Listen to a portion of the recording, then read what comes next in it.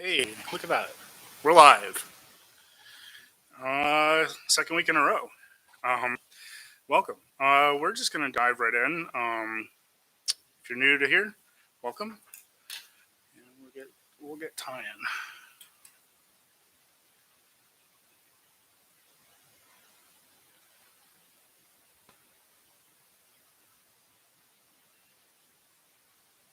Focus. There we go. Sort of. All right. Welcome to the stream, everyone. We are tying a fly, obviously. We're going to hang out and we're going to do a little bit of prep for the Maryland Fly Fishing and Collectible Tackle Show, which is next weekend, March 19th, in Aberdeen. You can go look it up when this video goes up, when the recording goes up right after the stream. I'll go put the link to the show website in the description. But come check us out. I'll be exhibiting. It should be a great show. I've never been, but the description and the exhibitor list is sounds pretty good. And today we are going to be tying the sweep from Hardy. Again, we're going to be using one of these Partridge CS26s. And it actually, this pattern, as described, as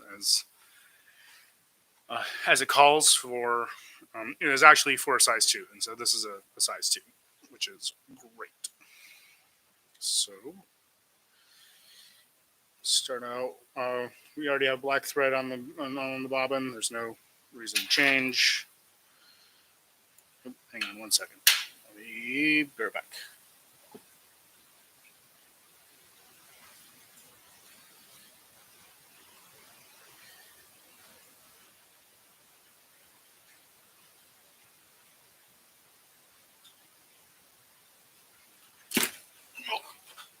Sorry, I need my trash can. I've only got one trash can in my office area right now, and so I've got to share it. So anyway, welcome to the weekend.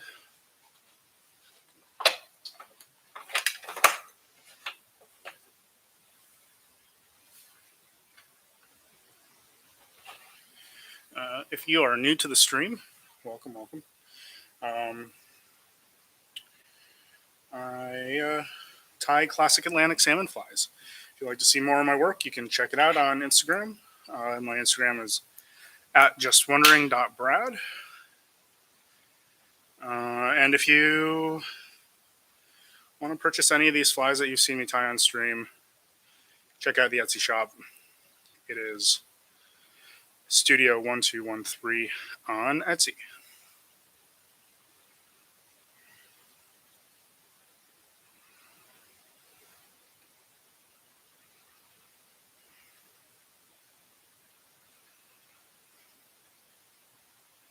So the sweep, like the inch quin that we tied last week from Francis, Hardy's sweep is a very kind of simple salmon fly. It's very reminiscent of, say, a Bergman wet that has been salmon fly, been adapted to a salmon fly.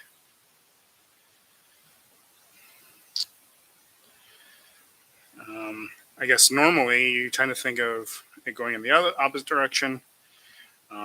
Salmon flies are scaled down and tied as wet flies, but in this case, I don't know if this is true, but just looking at it, it does seem like they took a wet fly, a very basic black-bodied, black-winged wet fly, said, what can we add to make it a salmon fly? So perhaps, I don't know, but it does seem to be the potential case here. And certainly the name sweep would lend itself to that as well, because I believe there is a wet fly by that name. Let me see. Do I have a size 2 tail? That's what I do.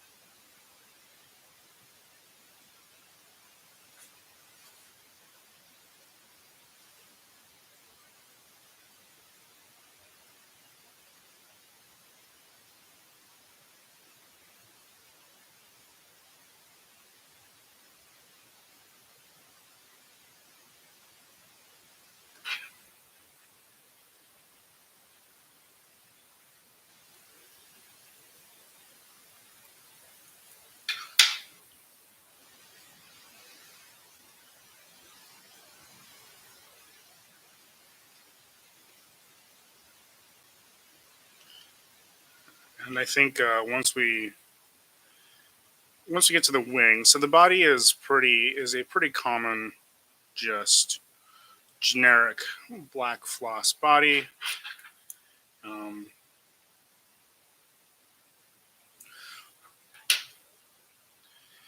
but I think the fact that the wing is so very simple. Um, it is literally just two slips of black, and it calls for crow, but of course we'll be using black turkey. Um, the fact that the wing is so simple does kind of lend the idea that this was meant to be tied in smaller sizes, uh, possibly as kind of a bridge between the larger spring flies and the, the trout sized wet flies.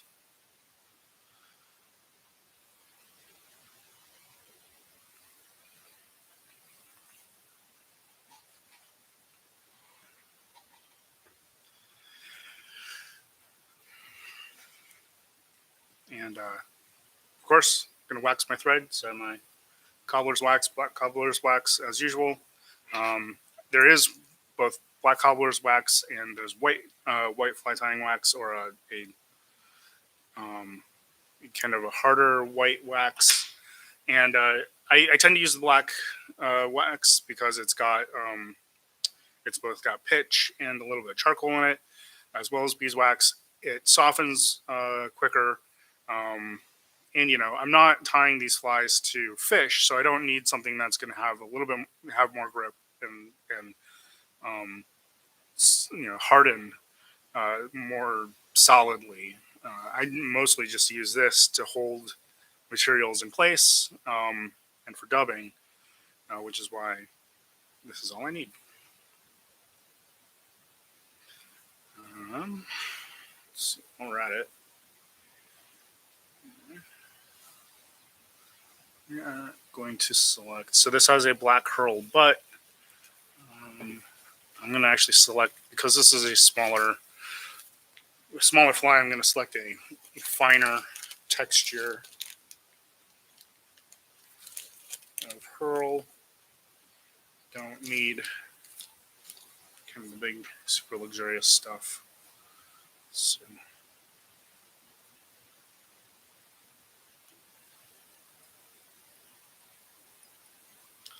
a little bit of wax just to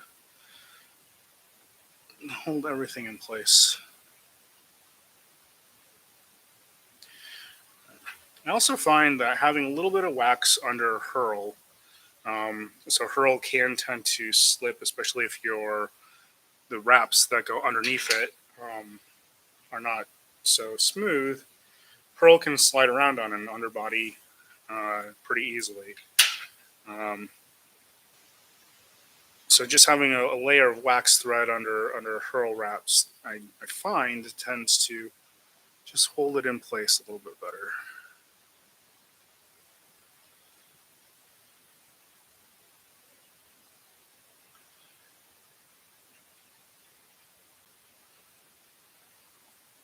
Mm-hmm.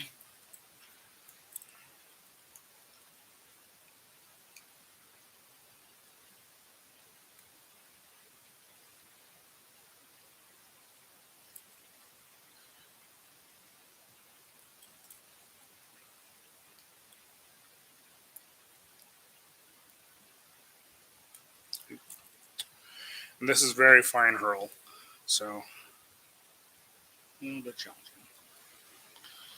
Um,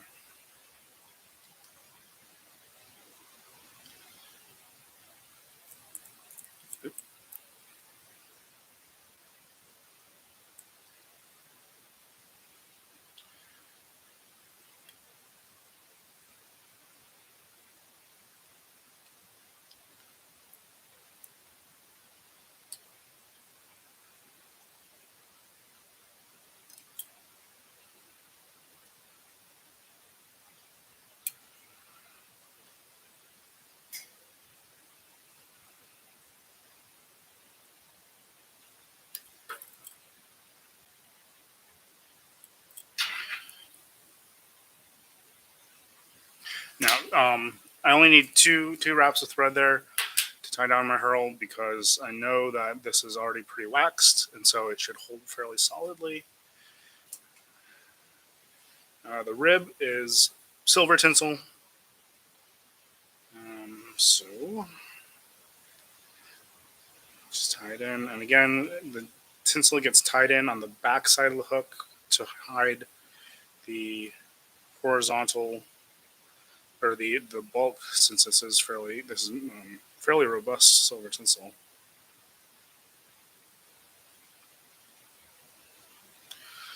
And we're just going to line this all the way down to the front with smooth wraps of thread.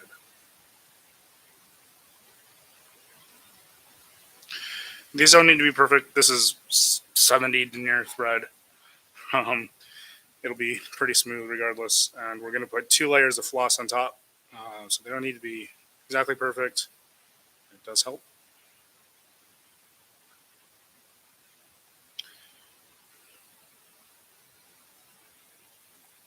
The biggest thing, of course, is tying with flattened thread. So you want to take all of the twist out of it.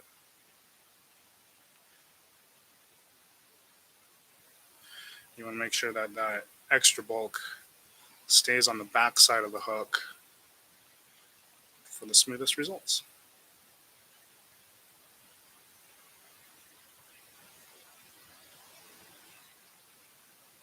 All right.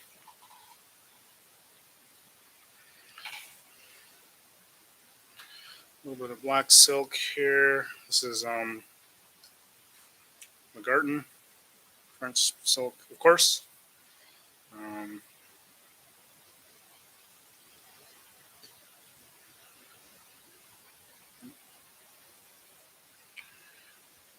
since this is just a size 2 hook, I'm going to separate out a single strand or single ply. I could probably separate this into a few smaller plies or split it, but it's unnecessary. I think a little bit of bulk, maybe, or a little extra uh,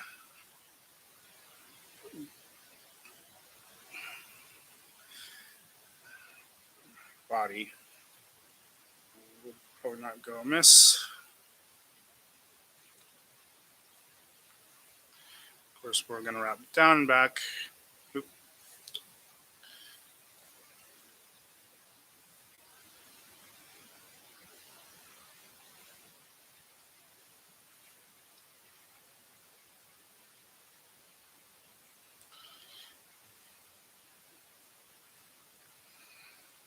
And of course, the key to tying silks well is having clean, dry hands.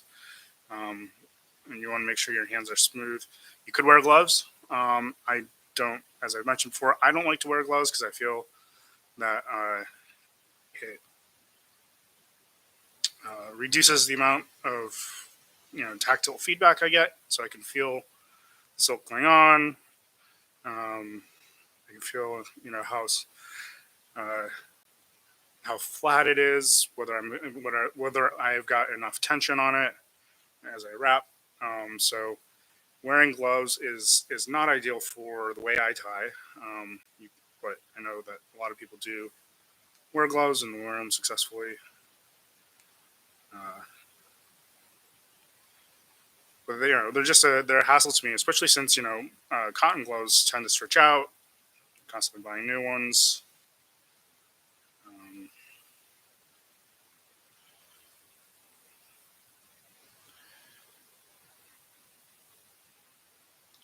And these silks are more robust than we tend to give them credit.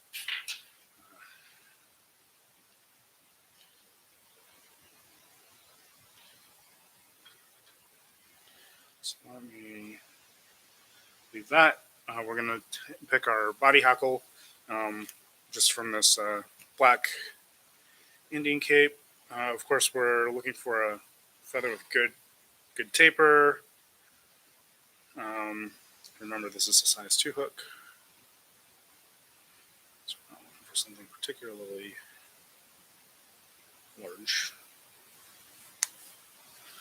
Uh, and the throat is also black, a black hackle. So we'll tie that in.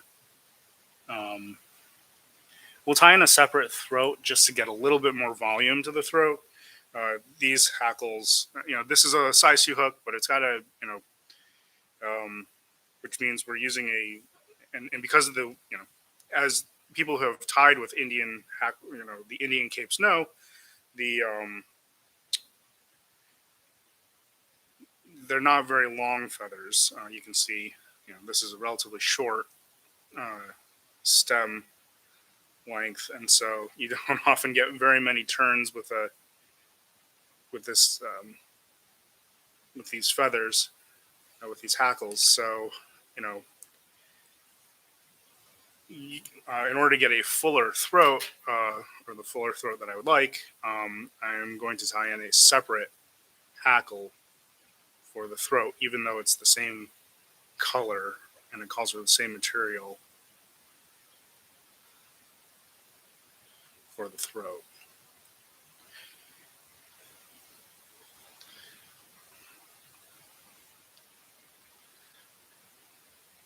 And this is a light wire hook, so I'm going to tie, the body a little bit more thinly. I only put, I think, 2 layers of underbody, which is more than enough for the size hook. And that's using the the Vivas gel spun.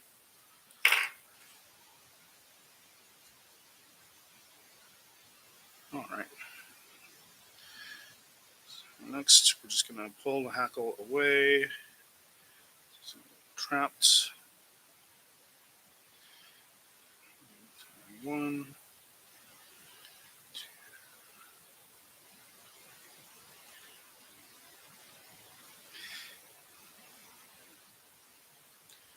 5 turns, and tie it off underneath.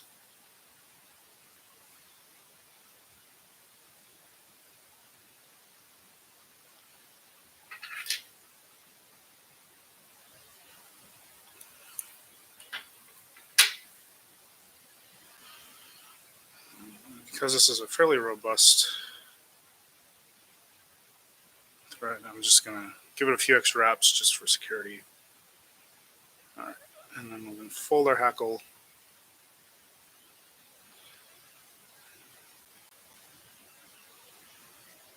And again, you don't have to fully fold the hackle. You just need to make sure that the fibers don't get caught pointing in the wrong direction, or pointing forwards on the fly.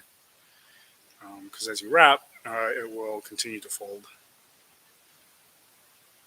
I think a lot of people look at the instructional books and are like, "Hey, those are like those those hackles are fully folded, like like a like a closed book or a laundry sheet." And yeah, you don't need to do that.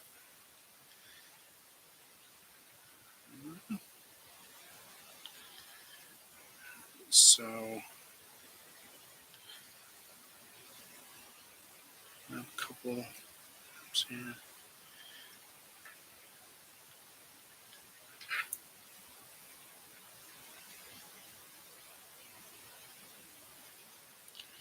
So I've never been to this Maryland fly tying show. I was supposed to go back in 2020. Um, my wife and I had just moved to Virginia, So I was planning on going, but I think, fortunately, right prior to the show, two things happened. COVID-19 hit, and we had a death in the family, so we had to go to a funeral. And I was unable to attend. And then obviously last year, uh, due to the pandemic, most shows were canceled. Eastern fly. I am tying a sweep salmon fly from. Did I say Hardy? I think Hardy. Uh, basically a as I said right at the top, this is a kind of a bog standard black body, black wing, um, wet fly that has been turned into a salmon fly. Kind of the and in terms of its size and materials, very kind of bridging the gap between like the large, gaudy like spring fly style flies and kind of a more and like the uh, smaller wet fly style flies. So I'm just gonna give it good.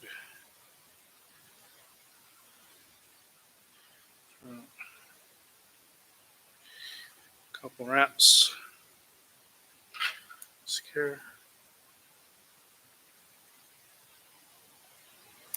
Fairly simple fly. As I mentioned, took a couple of months off from tying due to uh, just work.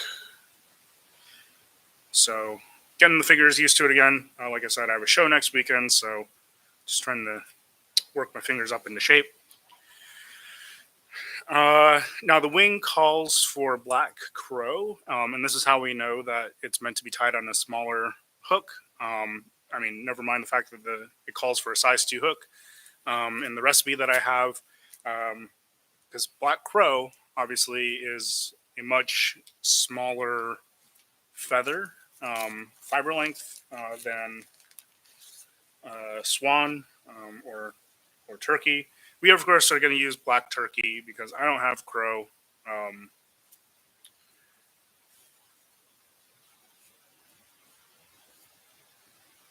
so as usual, using black turkey.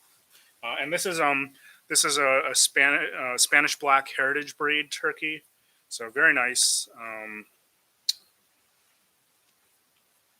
Very nice feathers, beautiful color. It's a beautiful natural black. It's not like a dyed black color. Um,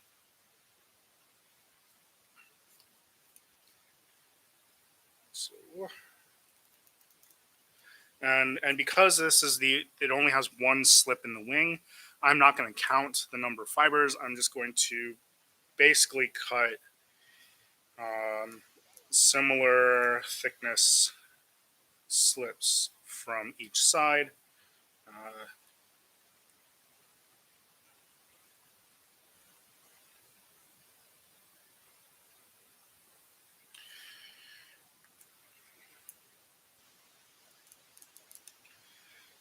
I've said this with with the mixed wings as well.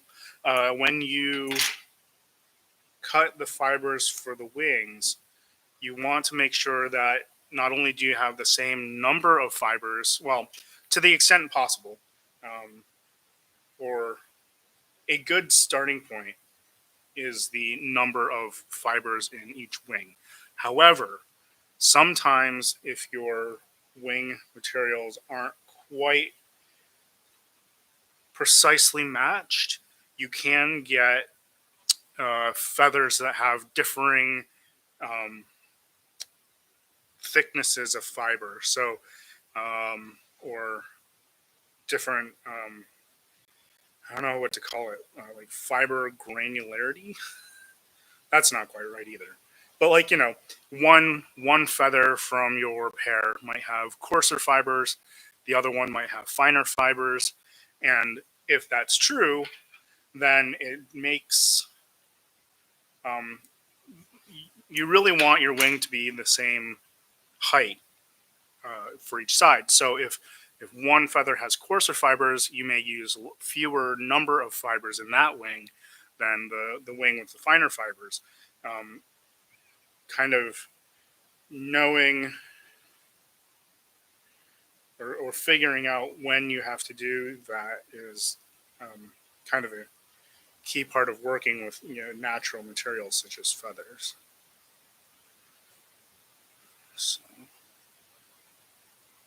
but this wing, even though it's only got one color, just goes on like any other salmon fly. So I'm going to pinch it right behind the tie-in point.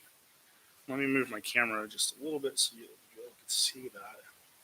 So you tie it, um, pinch it right behind the tie-in point. I'm going to put a little bit of a dab of saliva right where I want the thread to go. That just softens the feather in that area just a little bit. You could use water if you're grossed out by saliva. And I'm going to soft loop it and pinch it. I'm going to pinch the butts on the other side of the tie-in point, and I'm going to lift the butts. Going to lift the butts up, and what that does is it creates a compression point in between these fingers and the butts I'm lifting up, and just the weight of the bobbin is compressing the wing. Another soft loop, a little bit more compression. And there we go, mounted wing. And that really is kind of the key to successfully mounting any size wing on a larger fly. Um, on a wet fly, on a smaller fly, you might just soft loop it and pull. On a large wing, when you have a lot of fibers stacked up, you want that compression to happen naturally at that point. So using soft loops, the weight of the bobbin, and then helping it along by essentially lifting up on the two ends to create that compression point really does help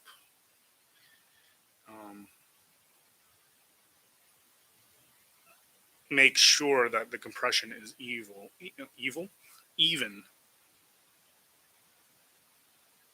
not evil. Compression is good. Compression is necessary. All right, so that's pretty good. I like that. We're going to trim some things. Now, again, when trimming, you want to trim a little bit at a time. You're going to pinch the wing because, the shearing force of the scissors can cause the wing to twist. Trying to chop all the butts off at the same time, even on a wing as small as this, can cause the wing to twist. Sorry, I realize I have my fingers all up in your business.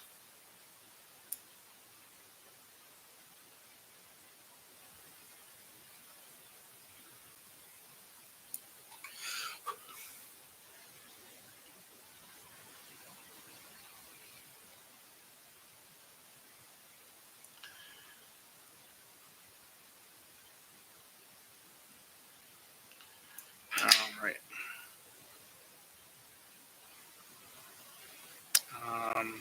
I'm going to wax my thread. Where do I put my wax? Where did I put my wax?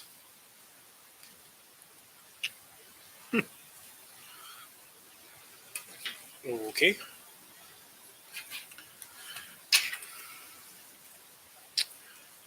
Don't know where my little ball of wax went. Let me grab another one.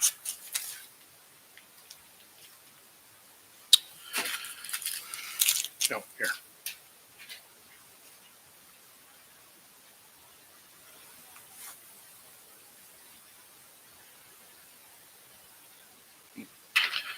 Just trim. Now, waxing your thread does a couple of things. Most importantly, it locks down the fibers. But the other thing it does is if you have any kind of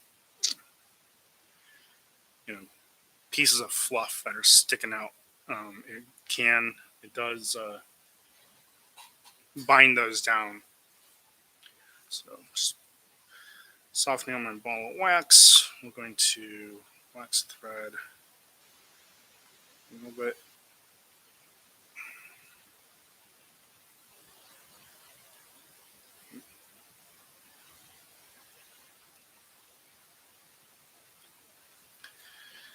All right.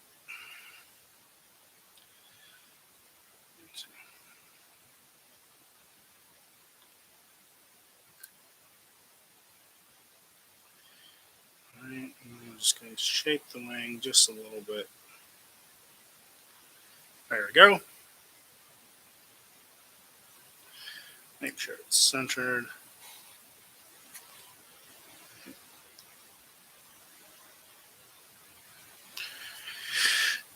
All right. So this has, and then the only other things that this fly has on it are jungle cock eyes or cheeks and uh,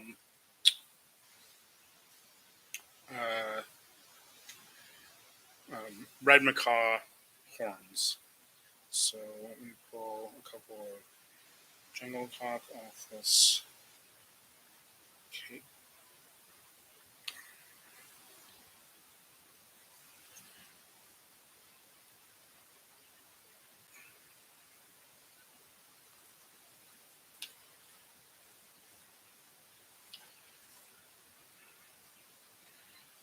And as usual, I'm just going to, I want to tie in just a little bit of the web here, right at this tying point. That just helps the jungle cockeye lay flat against the wing.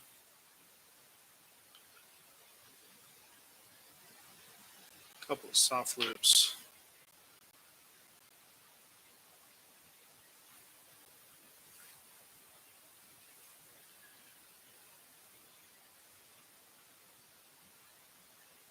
So again, I'm just tying a little bit over the web of feather. A couple of soft loops just to make sure it doesn't twist. And again, tying over that little bit of web just helps the eye lay flat against the wing a little bit more securely. Oop.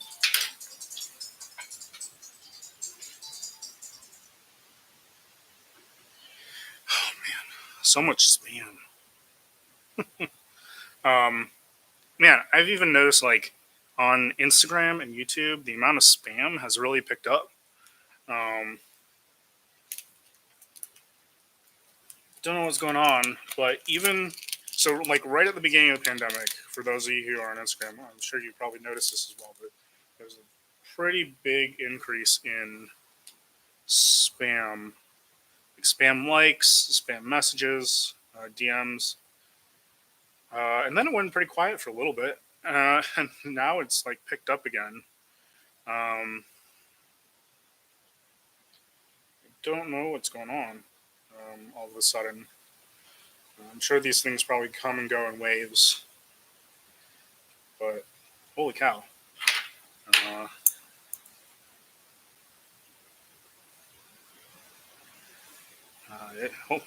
holy cow! It's a lot right now. Um,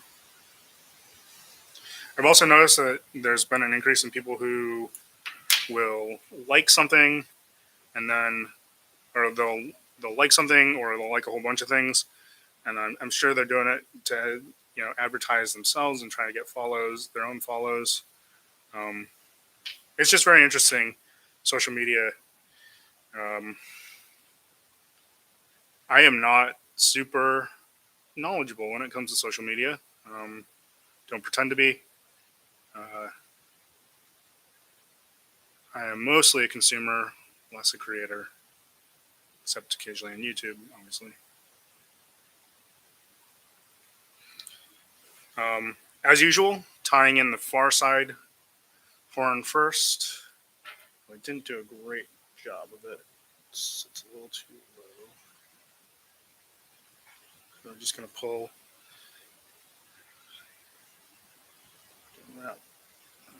this up so it sits a little bit further up in the head.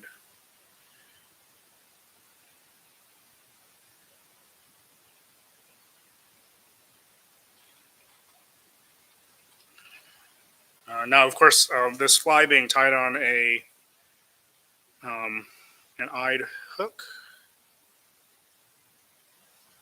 could be fished.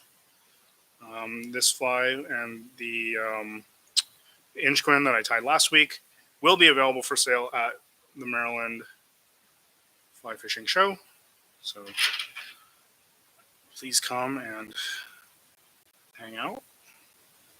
You are in the area.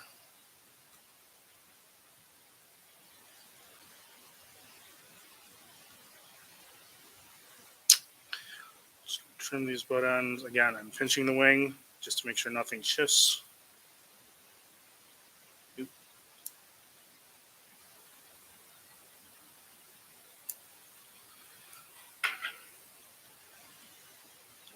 And, of course, trim everything a little at a time until you get what you want. Like I said, trimming everything all at once is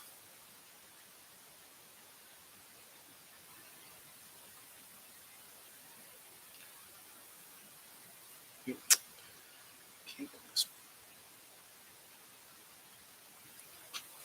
you go.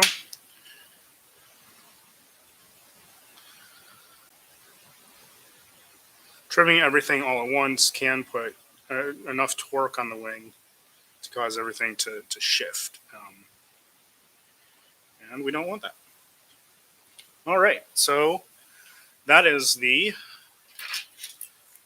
finished fly. We'll just whip finish and call it a day. Very simple fly. Like I said, you can definitely see how this was either a wet fly that was turned into a salmon fly, or maybe started as a much simpler fly, and had bits added to it over the years. But a very very nice fly. I like it. The black is very striking. So the only other thing, so that we'll just leave that. The only other thing to do is I wanted to show a little bit of what I was bringing, or what I'll be bringing to the show next week. If I can focus. I will, of course, be. I generally carry all my flies. This is a little bit dusty. Excuse. I store all my flies in these magnetic cigar boxes that I have basically lined with felt and magnets.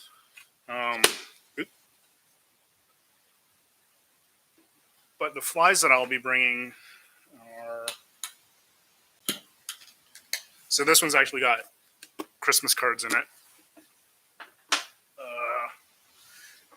And I also, if you ask nicely, I will happily sell you one of my cigar boxes, but these are pretty much all full of flies, so they are technically not for sale. I will have for display a number of these flies. These are actually flies that were tied by friends of the channel. Friends from even before I had the channel. Just some various flies from friends. These are all flies that I think most of these I tied on the channel, so you can go back and see those videos. Although I will say I have had some thoughts about cleaning up the live stream playlist, deleting some of the older videos that aren't such high quality. Let me know what you think about that. Do you go back and watch those old videos? My inclination is to delete them since they're older, they're less high quality, they don't have the great zoom.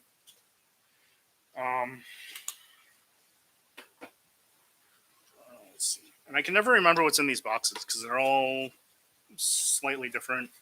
I've got a whole bunch of Mariovis Marbury style flies. These are flies down here that are available in the Etsy shop, but they will be available at the Maryland Fly Fishing Show as well. I usually have a show discount of about $15. That's mostly full transparency. That's mostly because I don't have to pay for shipping if they get sold at a show. So, if you want a few dollars off the flies, come to the show.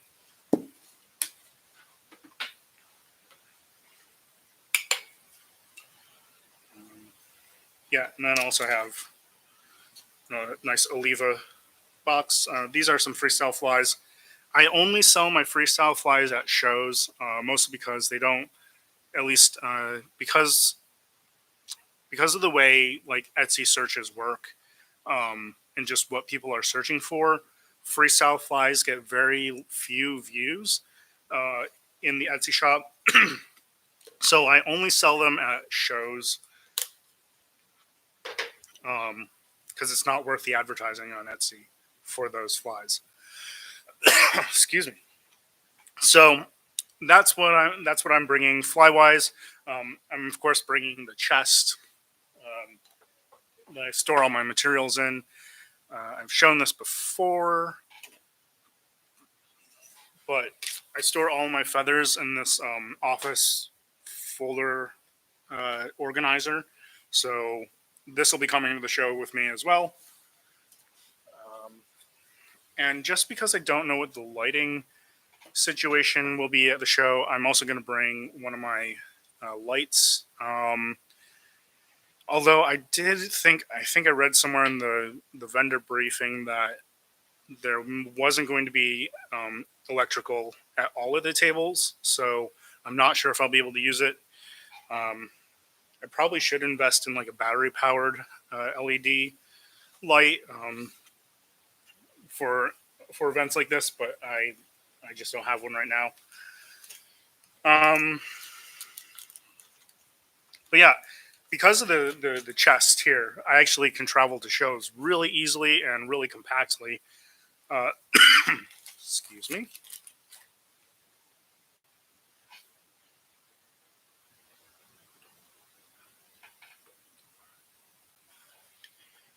Um, Really, it's just the chest plus a tote with the boxes and my feathers, and that's it. That's really all I need to take to a show. In the chest, I've got some display, some things that I use for displays. I'm also going to have some framed flies that I've used as displays before. I generally don't put those up for sale, just because uh, you know, as framed, I, I take them off my wall essentially to go take them to the shows. Um, so those aren't generally up for sale just because they they come down off my wall. Um, having moved to a new house, we haven't put stuff up on the walls yet because we're still deciding, what the proper layout or what layout we want for the space. So some of this behind me will be changing. Pivoting away from the show, just to give you some updates on what I'm planning for the stream. Um, Behind me, hopefully, will be a better and bigger display. We're just looking for like the appropriate or the perfect, um, I guess, shelf unit to put there, um, and then hopefully, once that's up, put some stuff up on the wall, frame flies from friends, that sort of thing, um, as well as getting a lighting unit that is specific for the backdrop because right now I'm illuminated. I've got a ring light and I've got a couple of tying lights that I've used to illuminate this space, but behind me is still kind of dark. So I would like to get some backdrop lighting as well. uh, and other than that, the other thing that I am planning on doing is trying to offer a second camera view, a top-down camera view. I'm not certain if I'll be able to do it for live streams. Um, Maybe if I start doing more edited videos, I'll be able to offer a top-down view. Um, Still playing with that idea. I know for like live streams, there's more hardware and software involved. So like a lot of streamers that have multiple views tend to use um, a program called OBS, which allows them to do different transitions in their streams, to transition different cameras and views. Um, I am not the most tech savvy person. So we'll probably not get to that level of sophistication, but it would be nice every now and then to be able to give you a top-down view of my tying, because a lot of the things, if I'm tying particularly like wings, my fingers get in the way, but if you look straight down, you'd actually be able to see the manipulation. So that is something that I've been thinking about how I could go about incorporating it. Not sure yet, but hopefully, we can figure something out, and that will enhance the stream. So yeah, with that, I'm going to end the stream right there. I hope to see any of you in the area, in the DC area, at the Maryland Fly Fishing and Collectible Tackle Show in Aberdeen next weekend. It's Saturday the 19th from 9 to 4. And yeah, I'll be there exhibiting. Come hang out, say hi. Yeah. And then, so for, I guess with that, just a reminder, no stream next weekend because of the show. So I will see you all either next weekend at the show or probably the following weekend for another stream. And take care.